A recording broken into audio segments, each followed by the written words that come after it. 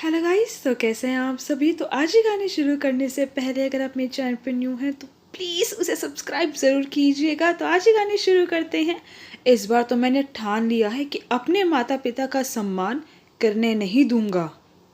पापा का फ़ोन बार बार आ रहा था। डॉक्टर ने मम्मी की सर्जरी के लिए कहा है। उनके पथरी की वजह से बार बार दर्द उठता है। गांव में इतने साधन नहीं थे कि मम्मी का इलाज वहां हो सके। पापा को मेरे पैसों की ज़रूरत नहीं थी। गांव में काफ़ी खेती बाड़ी थी, बाग थे। पर ऐसे समय में अपने बच्चों के साथ की ज़रूरत तो होती ही है। गांव में पापा का मान सम्मान भी काफ़ी है। बहुत है जो एक बार कहने भर से उन्हें शहर लेकर आ जाते हैं। पर अपने बेटे के होते हुए दूसरे से मदद लेना अच्छा नहीं लगता। आज पापा ने कहा कि बेटा, गांव के डॉक्टर के जान पहचान के एक बहुत ही बड़े डॉक्टर बताए हैं और तुम्हारी माँ को उन्हें दिखाने को कहा है। वह दिल्ली में रहते और उनका अपना काफ़ी बड़ा नर्सिंग होम भी है। थोड़ी जानकारी हो तो मन को तसल्ली रहती है। पर मैं क्या करूं, मुझे पता था कि जैसे ही मम्मी पापा की बात घर पर चलाऊंगा तो मेरी पत्नी बिल्कुल मना कर देगी। कहेगी मेरे से नहीं होती है सेवा, कोई ज़रूरत नहीं है उन्हें यहाँ पर लाने की। तो मैंने कहा रीमा, यह उनके बेटे का घर है। तो रीना कहती है, हाँ तो मैंने कब मना किया है, पर मुझसे कोई उम्मीद मत रखना और ज़्यादा परेशान करोगे तो अपने बच्चे को लेकर अपने मायके चली जाऊंगी। पता नहीं रीना को मेरे मम्मी पापा से क्या परेशानी है। खुद गांव चली जाती हैं उनसे मिलने के लिए, तब माँ इसके आगे पीछे नाचती रहती है, ले बहू यह खा ले बहू यह बाग के ताज़े ताज़े अमरूद हैं। पर जब भी मम्मी पापा को यहाँ पर लाने की बात करता हूँ तो चिल्लाने लगती है। एक बार मम्मी पापा आए थे, पर रीना का रवैया देख 2-4 दिन में ही वापस गांव चले गए। फिर कभी नहीं आए। पर फिर भी बहू के स्वागत में कोई कमी नहीं रखते हैं। सोचते हैं कि इसके साथ बेटे और पोते से भी मिलना हो जाता है। पर अब मजबूरी थी। मैं बड़े दोराहे पर खड़ा था। फिर मैंने पापा को फ़ोन करके कहा, मैं गाड़ी भेज रहा हूँ, आप माँ को लेकर यहाँ आ जाइए। यहाँ की सारी व्यवस्था मैं कर दूंगा। जब रीना को इस बात का पता चला तो वह हल्ला मचाती है। तो मैंने कहा, रीना, वह तुम्हारे घर में नहीं आएंगे तो तुम्हें कोई परेशानी नहीं होनी चाहिए है। तो रीना पूछती है, यहाँ नहीं रहेंगे तो और कहाँ रहेंगे। तो मैंने कहा कि वह उनके बेटे की जिम्मेदारी है, मैं खुद निभा लूँगा, तुम खुश रहो। 2 दिन बाद सर्जरी होती है और डॉक्टर कुछ दवाइयाँ लिखता है।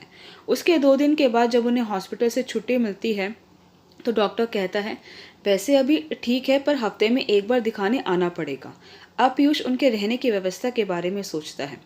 उसके घर के बिल्कुल सामने एक मकान खाली था तो वह उसके मालिक से बात करता है और 2 महीने के लिए उस घर को किराए पर ले लेता है। अपनी मेड को कहता है, कोई जान पहचान का हो तो 2 महीने के लिए फुल टाइम मेड चाहिए है। तो वह कहती है कि मेरी छोटी बहन है जो कुछ दिन पहले ही गांव से आई है, आप देख लेना ठीक लगे तो पीयूष कहता है, कल अपने साथ ले आना, वह सारे घर की सफाई कर देगी। मकान फुल फर्निश था। पहले मकान मालिक और उनके बेटे बहू वहाँ रहते थे, पर अब वह कहीं और शिफ्ट कर गए हैं। अंकल मुझे और मैं अंकल को काफ़ी समय से जानता था। तो जब मैंने उनसे फ़ोन पर बात करी तो उन्होंने मुझे 2 महीने के लिए घर रहने के लिए दे दिया और कहा कि रेंट के पैसे तुम बैंक अकाउंट में ट्रांसफ़र कर देना। अगले दिन उनकी मेड अपनी बहन को साथ ले आती है और कहती है, भैया यह है रोली है, 20 साल की लड़की होगी। तो मैंने उसे सारा काम समझा दिया। बोली ठीक है भैया। मैंने उनके आने से पहले सारा घर सेट कर दिया। उसके बाद में मम्मी पापा को घर ले आया। मम्मी को ले जाकर कमरे में लेटा दिया और पापा से कहा कि पापा 2 महीने के लिए रेंट पर लिया है, पास में रहेंगे तो मुझे भी चिंता नहीं होगी। फिर पापा ने मुझे अपने घर भेज दिया कि कहा, जा बहू अकेली होगी, मेड तो है ही, हम कर लेंगे। फिर मैं घर आया, नहा धोकर खाना खाकर सो गया। अब मैं हर रोज़ ऑफिस जाने से पहले कुछ समय अपने माता पिता के साथ रहता और आने के बाद भी, और कभी कभी शाम की चाय भी उनके साथ ही पी कर आता। अब रीना और मेरे बीच बातें कम होने लगी थी। 8 वर्षीय पोता भी जब भी टाइम मिलता दादा दादी के पास पहुंच जाता, पर रीना एक बार भी उनसे मिलने नहीं गई थी। कुछ तो डर था कि कहीं वह यहाँ ना आ जाए, सारी जिम्मेदारी उस पर ना पड़ जाए, और कुछ थोड़ी सी हिचक महसूस कर रही होती है, पर पूरा दिन नज़र सामने ही रहती थी। जब भी कोई रिश्तेदार सास ससुर से उनके मकान में मिलने आता था तो रीना का भी मन करता था कि वह उनसे बात करने के लिए जाए, पर जाती नहीं थी। अब उसे अपने आप में गिल्ट सा महसूस होने लगा था। उसने अभी तक अपने मायके में भी यह बात नहीं बताई थी कि सास ससुर गाँव से आए हैं। ऐसे ही 10 दिन बीत गए। पीयूष ने रीना को एक शब्द भी नहीं कहा, पर अब रीना को अजीब सा लगने लगा था, क्योंकि आस पड़ोस में बातें होने लगी थी कि रीना के सास ससुर अलग से दूसरे मकान में क्यों रहते हैं, इनका मकान तो कोई छोटा भी नहीं है, और रीना कभी उनसे मिलने क्यों नहीं जाती है। अब रीना को लगा कि कल को जब किसी के कीर्तन या किटी पार्टी में इकट्ठे होंगे और किसी ने कुछ कह दिया कि तुम्हारा घर तो इतना बड़ा था, क्या उसमें सास ससुर के लिए कमरा भी नहीं था, तो मैं क्या जवाब दूंगी। रीना ने सोचा था कि पीयूष सामने से ही फिर से कहेगा कि क्या मैं मम्मी पापा को यहाँ ले आऊं, पर इस बार तो पीयूष ने भी सोच लिया था कि अपने माता पिता का सम्मान गिरने नहीं देगा। वह खूब अच्छी तरह से उनकी सारी ज़रूरतों का ध्यान रख रहा था। धीरे धीरे सासू माँ में सुधार हो रहा था। बेटे से बहुत खुश थी, पर बहू एक बार भी मिलने नहीं आई, यह बात उन्हें बहुत महसूस हो रही थी। पर उन्होंने बेटे से कुछ नहीं कहा। पता था जितना उससे बन पा रहा है वह कर रहा है। एक दिन रीना की सहेली उसके सास ससुर का हाल लेने गई। वे रीना के पास आई, उससे मिलने के लिए बोली, रीना मानना पड़ेगा, तुम्हारे दिमाग को सही पीछा छुटा रखा है सास ससुर से।